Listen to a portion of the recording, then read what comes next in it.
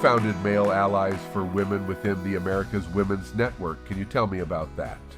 On my path, we've done, and actually with the help of some of my management, we did quite a lot of studies on what is blocking women from moving up the food chain and moving into director roles and above that. So clearly there's a pipeline issue, but that's that's one aspect. So to address that, there's a lot of hiring. I guess these days a lot of companies try and do 50-50 women, men. So they are creating a pipeline, but you still have quite a pool of BP level women, in my experience, who are not making it through to director. The data seems to show that there's a blocking level of middle male management at director level who kind of take a little bit of an attitude of, well, I'm not going anywhere and nor are you.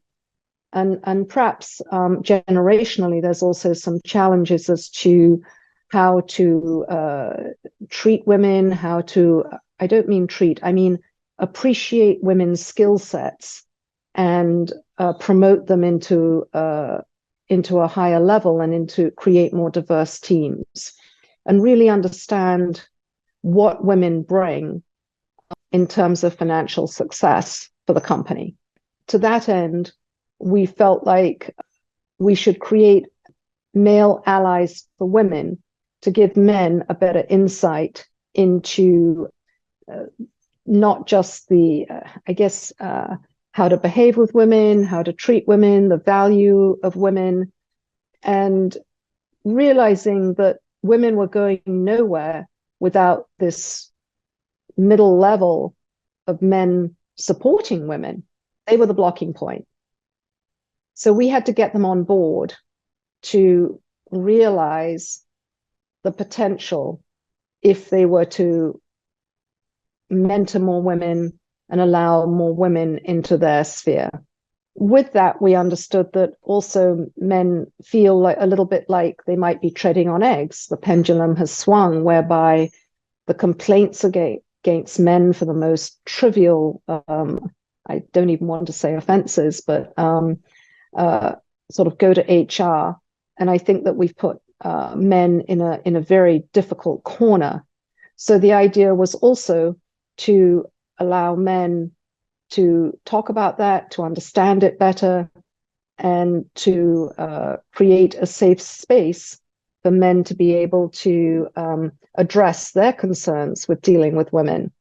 So the latest thing we did, just as an example of that, I had a very, very good experience with a reverse mentoring program with LGBTQ. So one of the LGBTQ allies mentored me. So I was in a safe space where I could ask all the stupidest questions I wanted and listen to some fairly interesting debates on the subject. So what we did was we've just turned that around and started a program for reverse mentoring for men. And a senior and a junior woman now mentor one of the senior director and above male management. And that's been also a very successful approach. One of my experiences, I would say, would be that anytime a male colleague would say, oh, do you want to go for lunch? He'd go, oh, well, we can invite so-and-so or so-and-so. So even the most simple peer-to-peer in a public dining room sort of approach, some men feel very challenged by or cautious that it might be misinterpreted. So that's why we felt like we needed to give men some help. In your last position, you worked for a person you hired. What did this teach you about humility? One of the most important things to me was sort of certainly in the last 2 or 3 years of my career was to build a diverse team. And doing that, I realized that the value of hiring younger people with very, very different skill sets from many of my existing team and certainly from myself. And that was excellent. And I found myself to be in a fairly comfortable position by doing that. And then in a reorg, one of the one of the guys who, way back at New Edge, I'd brought into our team, was in a slightly different role at that time, and was one of my peers. And in the shakeup, I was given another very large team to manage, and he was going to be the reporting manager. And I gave this a certain amount of thought and realized that if I went back to thinking about why do I surround myself by people with a different knowledge base and who can bring more to a full team, I realized that his skill sets were really different from mine. And it was really, he was being given the right job and I was being given the right job. So when I say humility, I had to just step back and think about his role and my role, and coming to the conclusion that we were both in the right place, and what he offered to me was very valuable in terms of his skill sets managing up to the next level of management. I felt like it could be very successful. And indeed, it turned out to be. After you left, you received messages. What were some of the messages? It was just very meaningful to me that people felt like I was a very strong mentor to them. I'd helped them in their careers. People thought I was brave, and I thought, wow, okay, that's a little different. I didn't see what I was doing as brave at the time, but I was never scared to speak up, regardless of who was on the other side, if I felt something wasn't right, and maybe to a fault, because I'm not very good with gray. Things do tend to be fairly black and white with me. So I would speak up, even if it meant there was a risk to that. I don't know that I was necessarily a trailblazer. I didn't see it that way, but starting some of these programs and really being sort of one of the more senior women. But I guess other people did see it that way. But I think most meaningful was helping people with their careers and seeing people get promoted. How did you figure out it was time to call it a career on your financial services career? Well, there was a huge amount of risk that went with the territory, and it was a 24/7 job. There were about 20, 23 people in the team, and that was a huge amount of responsibility. So besides that, which there's a certain point in time when you feel like perhaps you should hand over the reins to somebody who can sustain that kind of energy level. I felt like the team was looking quite diverse, which was one of my goals. And I was very happy to have such a talented mix. And I'm talking across gender, race, and backgrounds. So I felt like that was an achievement that I could sort of tick the box with. And then I also thought there wasn't really anywhere else to go, and I didn't necessarily want to go anywhere else. So to sort of coin the phrase "quit while you're ahead" or "quit on a high," I think that was my feeling. What are you most proud of from your career? Being a woman in the financial services business and achieving a sort of a career without litigation, without having to necessarily hardball. I think that I'm quite proud of what I might have achieved to make it easier for other women coming into the business.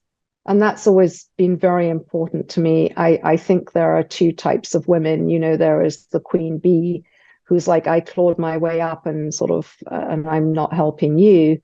And then I hope I am of the second variety, which is, yes, I had a lot of challenges and it hasn't been easy, but I hope that I can make your path a lot easier and share what I've learned with you.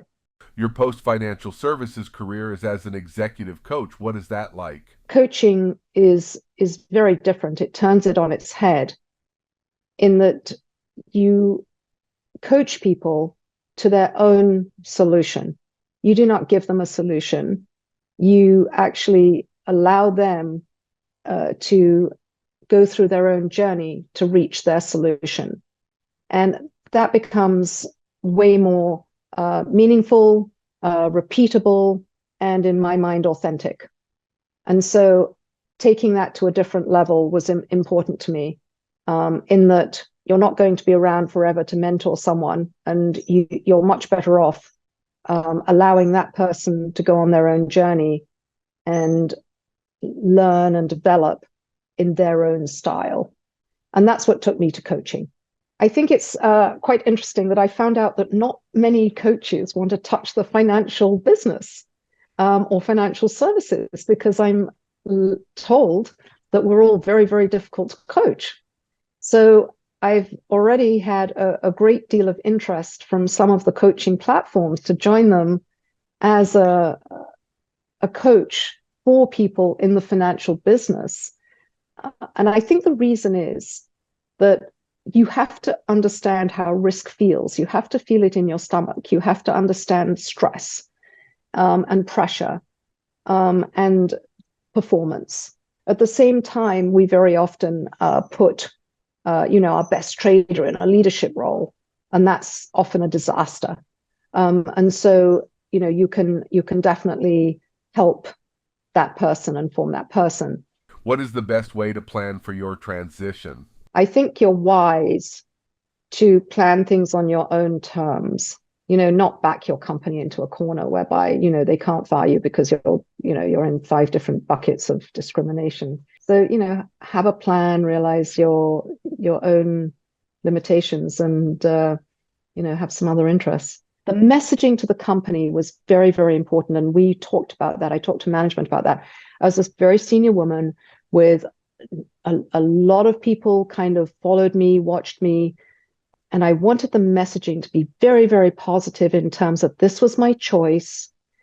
I have another plan. This was not imposed on me. And, I'm at the top of my career. I'm very excited for the future. And I'm also very excited to stay in touch with all of you and keep supporting you in any way I can.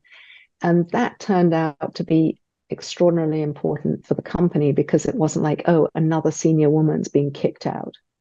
So I think messaging as a senior woman is, you need to be very aware of that. You also, everything you do, people watch. The stupidest thing you say is going to get blown up. You need to be quite careful and understand that people listen and might follow you.